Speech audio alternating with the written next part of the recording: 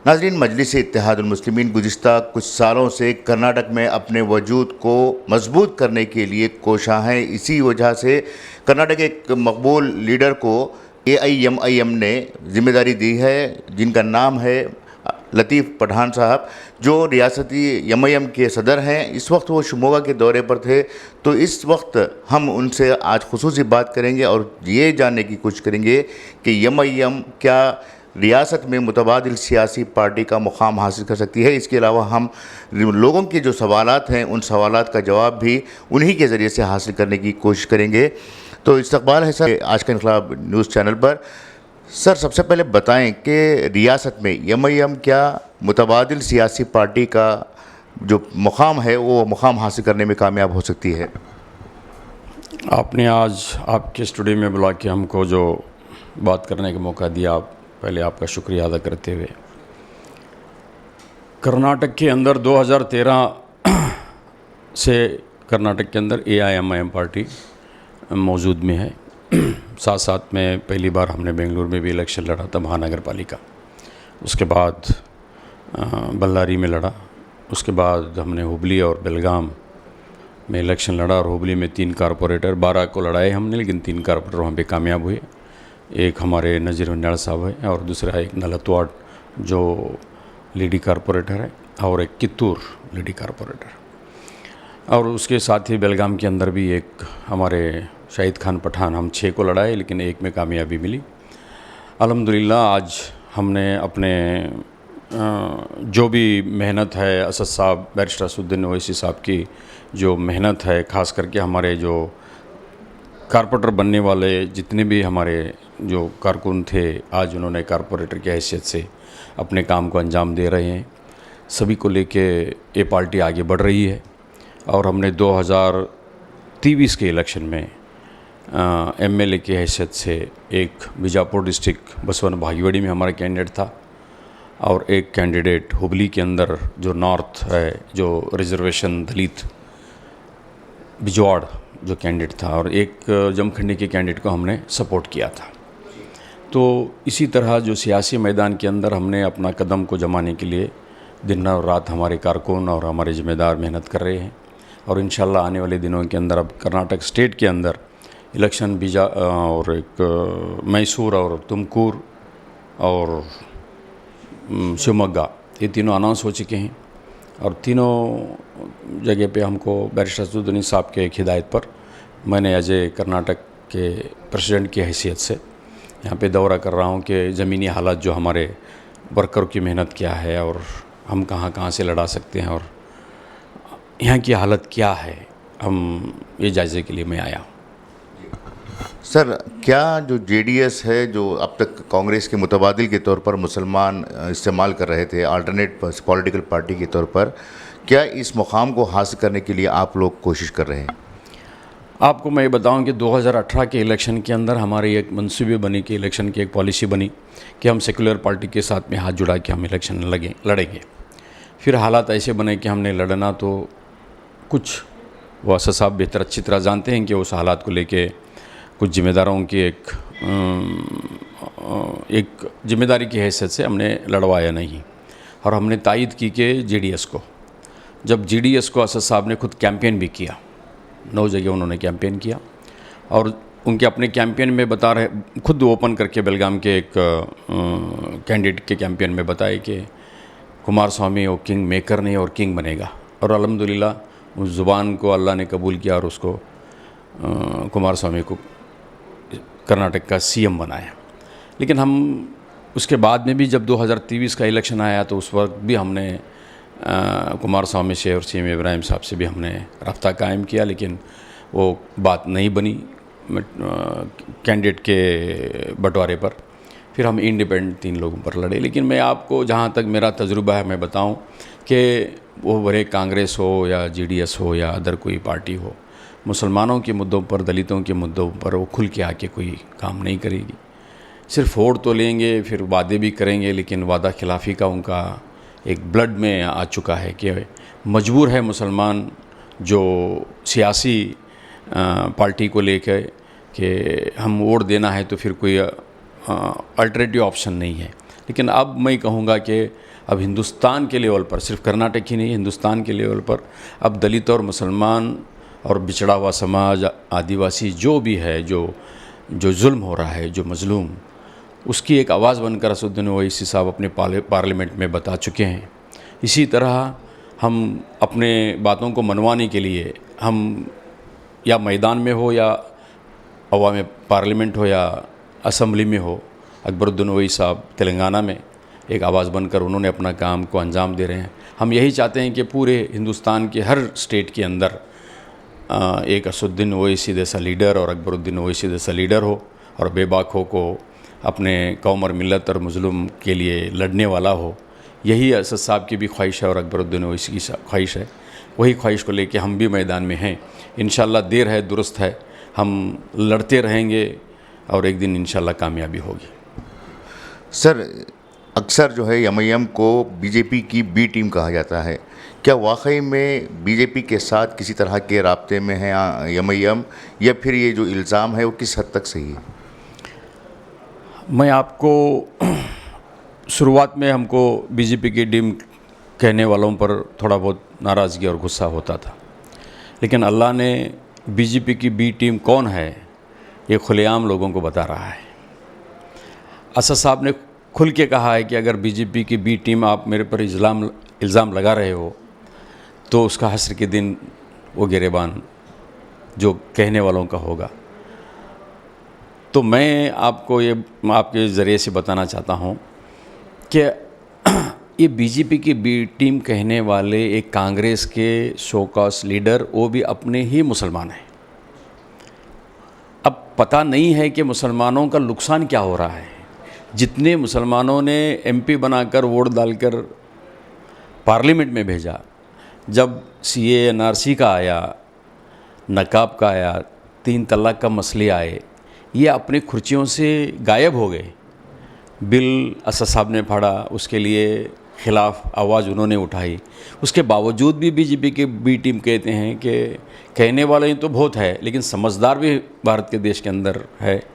आज हकीकत सामने आ रही है, अल्लाह ने उनसे ज़ुबान से कह रहा है कि हमारा असदुद्दीन ओवैसी साहब एक ही कायद है जो मुसलमान का आज रहनुमा भी है, और मैं आवाज़ बनकर वो अपोजिशन का रोल पूरा वही निभा रहे हैं। अरे अकेले हैं लेकिन 544 पर भारी है।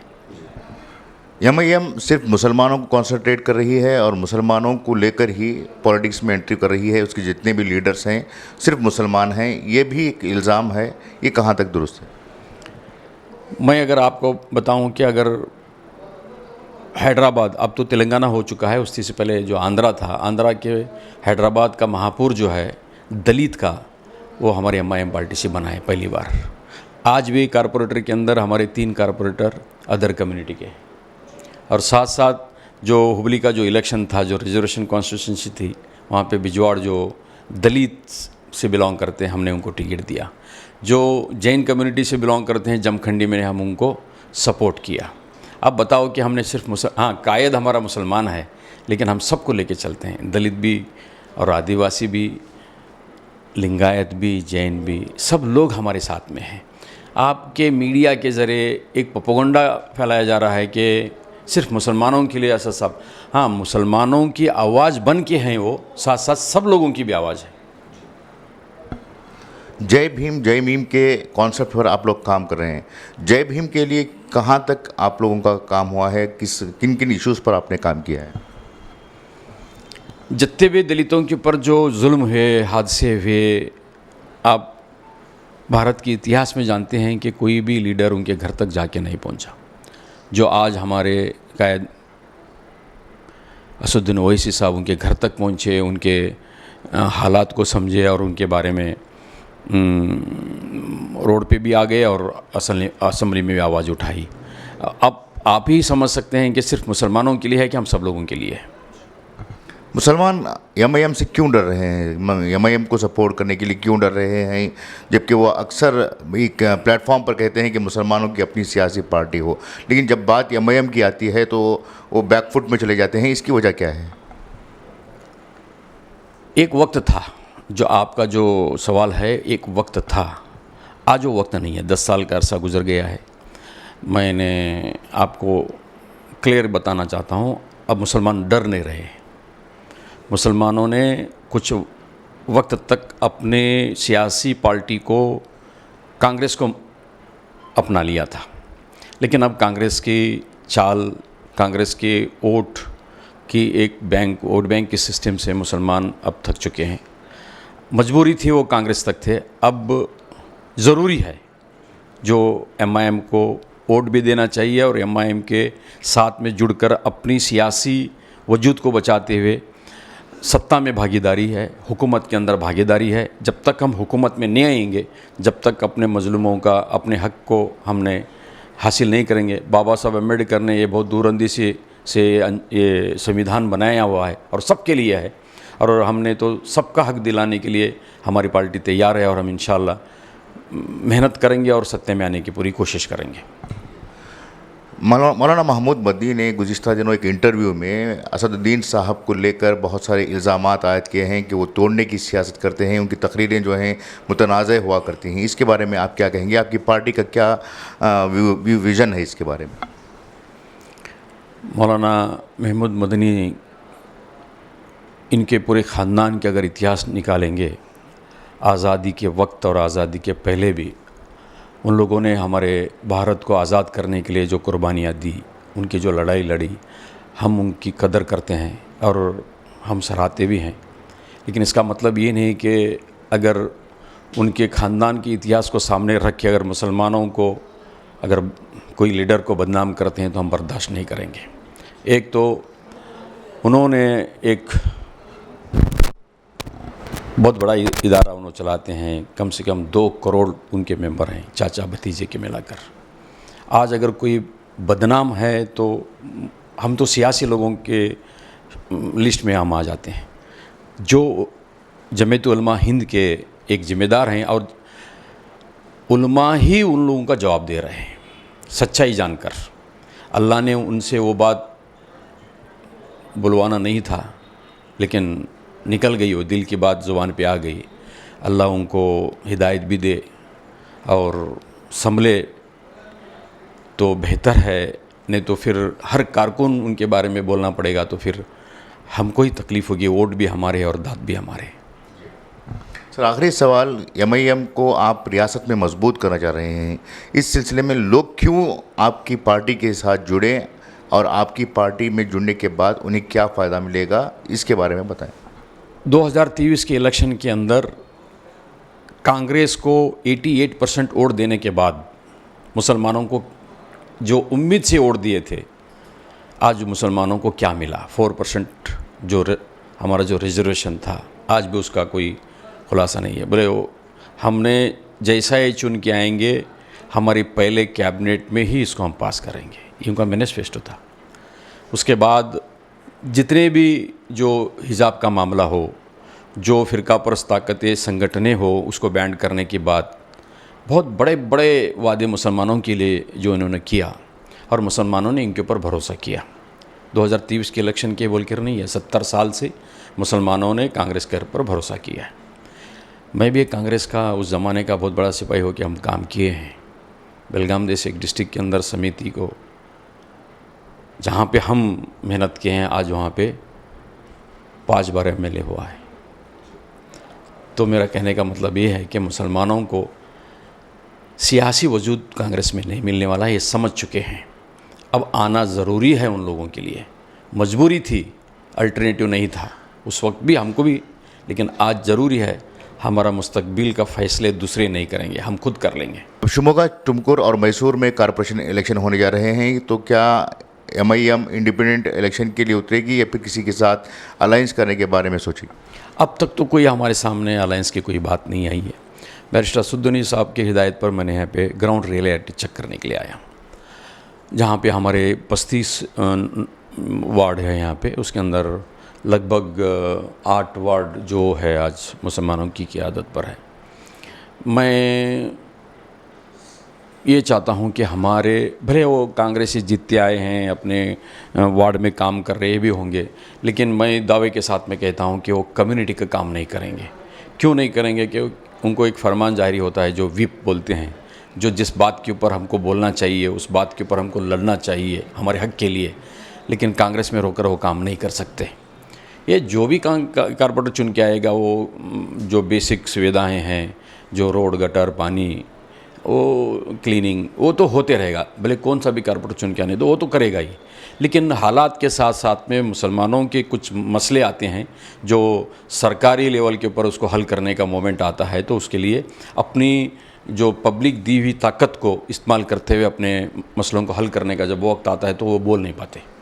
तो इसीलिए आज हमने अगर कोई हमारे साथ में मिल के लड़ना चाहता है तो फिर हमने उस दावत के लिए हम सोचकर असद साहब के नज़र में रखेंगे, फिर फैसला असद साहब ज़रूर ले लेंगे कि हम खुद चाहते हैं कि ताकत बनाना है तो आज की हालत के ऊपर जो बेहतर जो हम लोगों को सर्विस दे सके कम्युनिटी को लेकर और अपने मसलाई को लेकर, तो हम इंशाल्लाह दिल खुलूसी के साथ में हम काम करने के लिए तैयार हैं। लतीफ़ पठान साहब जिन्होंने बताया कि जो मुल्क के हालात हैं उन हालात के मद्देनज़र MIM तमाम मज़ाहिब और तमाम ज़ातों के लोगों को लेकर आगे बढ़ रही है, और इनका ये भी कहना है कि आने वाले कॉरपोरेशन इलेक्शन में जो मैसूर, टुमकुर और शिमोगा में होने जा रहे हैं उस वक्त अलायंस के सिलसिले में अभी कोई फ़ैसला नहीं लिया गया है, आने वाले दिनों में इस ताल्लुक़ से बात की जाएगी। कैमरा पर्सन सुफियान के साथ मुदस्सिर अहमद, इनक़लाब न्यूज़, शिमोगा।